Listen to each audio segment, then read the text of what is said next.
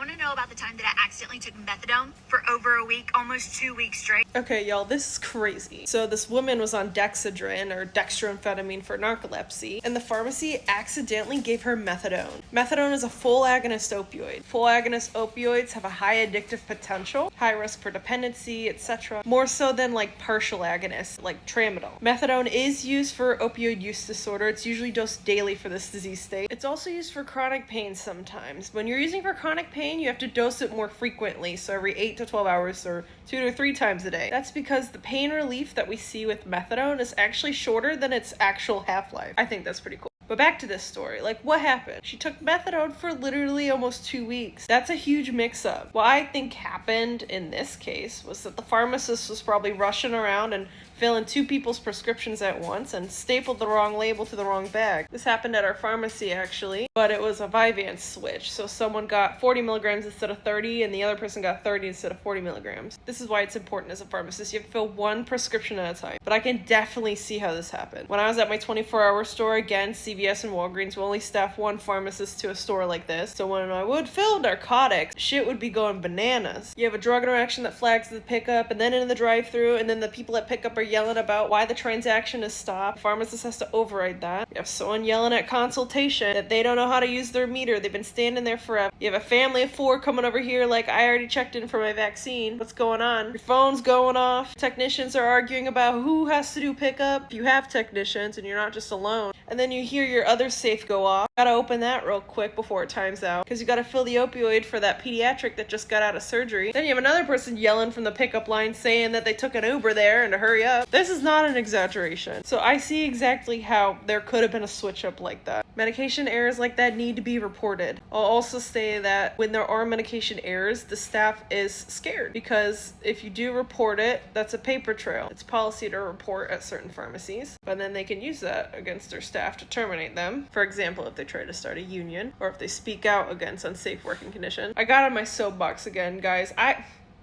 Sorry, but mistakes like this happen. We gotta start pushing bills into laws with staffing minimums, something to help our patients and our pharmacy workers.